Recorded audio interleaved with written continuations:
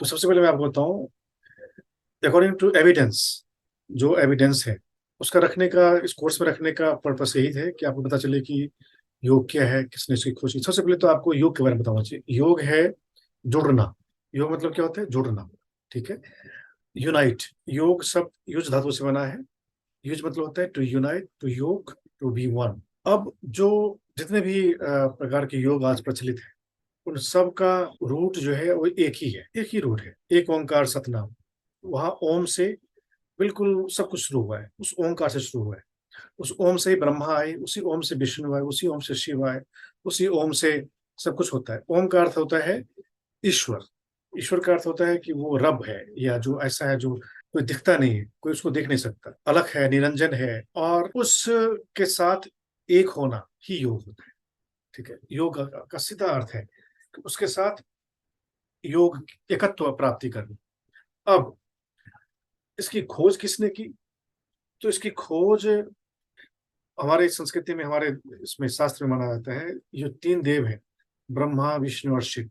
ये तीनों के तीनों देव इनके माता पिता नहीं है। ये अस्तित्व में आए कहाँ से आए? अनंत से आए, उसी ईश्वर से आए।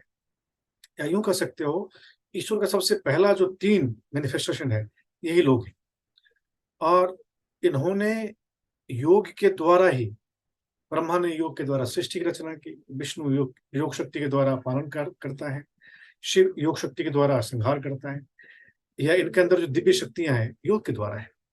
किसी के अंदर दिव्य शक्तियां हैं, योग शक्ति के द्वारा है। भगवान कृष्ण ने गीता में बताया ना कि अर्जुन, मैं जो तुम्हें विराट रूप दिखा रहा हूँ, अपने योग शक्ति के द्वारा दिखा रहा हूँ। ठीक है ना? तो कहने का मतलब ये है कि योग की खोज किसी ने नहीं की है, लेकिन योग सनातन है। ये तीन जो है, ये आदि गुरु है योग के, ब्रह्मा विष्णु शिव। अब जो ब्रह्मा जी से जो योग निकला, उसको हम राजयोग कहते हैं। राजयोग मतलब योगा ऑफ माइंड। जो विष्णु से निकला उसको हम क्रिया योग, कर्म योग कहते हैं, एक्शन, योगा ऑफ एक्शन। जो शिव से निकला उसको हम हठ योग कहते हैं, अर्थात yoga of power, energy, strength. योग की हिस्ट्री है, इसलिए वेदों में, पुराणों में इसका कहीं इसको बताया गया अनादि अनंत। मतलब इसका आदि नहीं है, इसका अंत भी नहीं है। जिसका आदि है उसका अंत है, जिसका आदि नहीं है उसका अंत भी नहीं। एक अर्थ में कह सकते हो कि योग की जो डिस्कवरी की, ब्रह्मा विष्णु और शिव ने, और उन्होंने अपने शिष्य को बताया, अपने उनके शिष्य ने उनके शिष्य को बताया, उनके शिष्य ने उनके शिष्य को बताया। इस तरह योग विद्या जो है अक्षुण्ण है। अब बेस्ड ऑन एविडेंसेस, जो एविडेंस के आधार पर अगर हम चलें, तो ऐसा माना जाता है कि 8000 BC, ये जो हमारा इंडस वैली सिविलाइजेशन था ना, इंडस वैली सिविलाइजेशन, जिसको हम सिंधु घाटी की सभ्यता कहते हैं, तो उसका जो एक्सकैवेशन हुआ, तो आर्कियोलॉजिस्ट ने बताया कि वहाँ जो कुछ अवशेष मिले, वहाँ जो कुछ एक्सकैवेशन के बाद जो कुछ चीजें मिली, बहुत पुरानी है। तो जो उनका पता लगाया गया, तो पता चला कि कुछ चीजें उसमें 10,000 साल पुरानी है। मतलब 8000 BC, 10,000 years एगो। ठीक है। अब वे जो 10,000 years एगो हैं, उनमें से कुछ मूर्तियां हैं, कुछ मूर्तियां हैं जो इतनी पुरानी मूर्तियां हैं, उनमें योग आसन के बारे में दिया हुआ है, ध्यान की। इससे माना जाता है कि, और उस टाइम के जो सिटी कल्चर था, बहुत वेल ऑर्गेनाइज था, सब कुछ बिल्कुल इंस्टीट्यूशनलाइज था। इससे भी माना जाता है कि उस टाइम के लोग बहुत डेवलप्ड थे। कितने साल पहले? 10,000 साल पहले, 8000 BC। तो इसका मतलब है कि 8000 BC में भी योगा चलता था, लोग योग करते थे। अब देखो 8000 BC के बाद ये मानो 3000 BC कौन हुए? भगवान कृष्ण आए। भगवान कृष्ण आए, उससे पहले राम आए। राम ने भी योग के बारे में बताया। राम के गुरु कौन थे? वशिष्ठ गुरु थे। और वशिष्ठ ने एक पुस्तक लिखी, योग वासिष्ठ करके। मतलब वशिष्ठ, उसमें उन्होंने योग के बारे में बताया है। और जो वेद हैं उसका तो कोई समय अंत ही नहीं है, कब से है, उनमें भी योग के बारे में जिक्र है, उसमें भी।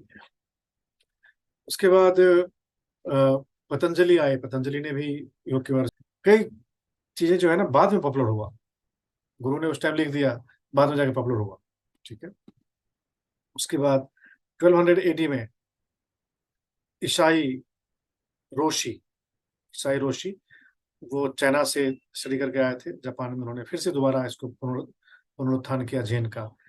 फिर 1350 में स्वामी स्वात्मा राम ने हठ योग प्रदीपिका बुक लिखी है, ठीक है।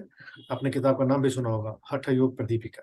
उसके बाद 1400 AD में योग उपनिषद ये पॉपुलर हुआ।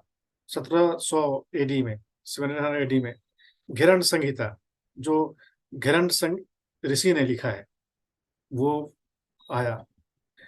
इस डेट मैं इसलिए बता रहा हूँ ये साल, क्योंकि उन वर्षों में योग बहुत ज्यादा पॉपुलर हुआ, ठीक है। फिर बीच में थोड़ा सा गैप हुआ, फिर से कोई आया, फिर पॉपुलराइज किया उसको। 1850 में शिव संहिता हुआ। 1893 में स्वामी विवेकानंद जो US गए थे, वहां जाके उन्होंने इसका पुनर्प्रचार किया।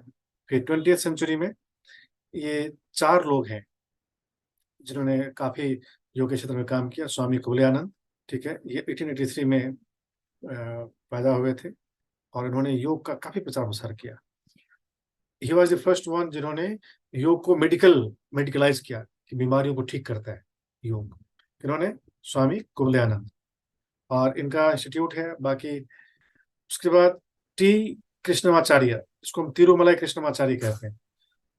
ये 1888 ईस्वी में पैदा हुए थे, 18 और 1989 में एक्सपायर हुए, मतलब 100 साल जिए थे।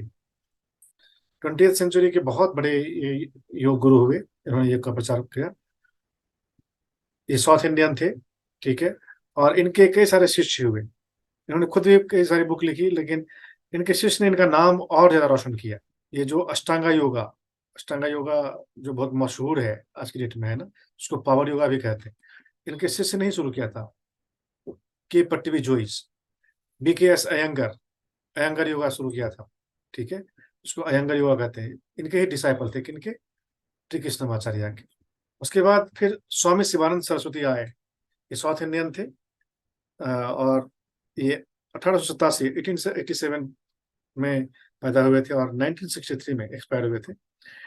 और ये डॉक्टर थे, मेडिकल डॉक्टर थे, मलय में डॉक्टर ही करते थे। वहां से अचानक उन्होंने रिजाइन दिया और आगे ऋषिकेश में आके इन्होंने डिवाइन लाइफ सोसाइटी DLS स्थापित की, जिसके द्वारा इन्होंने काफी योग के बारे में काम किया और योग के ऊपर काफी किताबें लिखी हैं, ठीक है। हालांकि बहुत सारे इनके डिसाइपल्स थे, लेकिन उनमें से 8 ज्यादा पॉपुलर नाम आता है। चिन्मयानंद, सहजानंद, सच्चिदानंद, सत्यानंद, शांतानंद, शिवानंदा, वेंकटेशानंदा एंड विष्णु देवानंदा। ये इनके 8 डिसाइपल्स थे। उनमें सबसे ज्यादा नाम किसने कमाया? सत्यानंद सरस्वती, स्वामी सत्यानंद सरस्वती, जिनका आज की डेट में सत्यानंद योगा करके बहुत पॉपुलर है। और बिहार स्कूल ऑफ योगा का नाम सुना होगा आपने, जहाँ से आसना, प्राणायाम, बंध मुद्रा बुक निकलती है, और भी बहुत सारी बुक्स निकली हुई हैं। जो बिहार स्कूल ऑफ योगा बहुत अच्छी संस्थान है, उसके संस्थापक तो इनके भी काफी डिसाइपल हुए, और इनके डिसाइपल ने, सत्यानंद सरस्वती जी ने, काफी नाम किया दुनिया भर में योग के बारे में, और बहुत अच्छा एक्सटेंसिव काम किया है योग में, इसलिए इनका भी नाम आता है 20वीं शताब्दी में। 21वीं शताब्दी, उसके बाद फिर 20वीं शताब्दी में ही स्वामी युक्तेश्वर गिरि जी आए। ये 1855 में पैदा हुए थे और 1936 में एक्सपायर हुए। उनके प्रमुख शिष्यों में से एक शिष्य स्वामी योगानंदा, परमहंस योगानंदा, उन्होंने किताब लिखी है ऑटोबायोग्राफी ऑफ अ योगी। कौन सी किताब लिखी है? ऑटोबायोग्राफी ऑफ अ योगी, जिससे इनके बारे में दुनिया ने जाना कि स्वामी युक्तेश्वर गिरि जी महाराज थे, वह बहुत उच्च कोटि के योगी थे। तो इन्होंने भी काफी योग, तो ये है पूरी योगा हिस्ट्री। योगा हिस्ट्री में आपको क्या करना है? आपको स्टडी करनी है क्या, जो 4 योगी गुरु हुए हैं उनके जीवन के बारे में स्टडी कर, उससे आपको इंस्पिरेशन मिलेगा, उससे आपको और मोटिवेशन मिलेगा, अरे इन्होंने तो बहुत बड़े कार्य किए हैं। और उसके बाद गुरु परंपरा से ही चलता आ रहा है। मैं भी उसी चेन में हूँ, अद्वैत विद्यालय भी उसी चेन में है, और आप भी उस चेन में जुड़े हो, उस चेन की एक कड़ी आप भी हो। तो ये समझो कि आप भी योग में योगदान करना।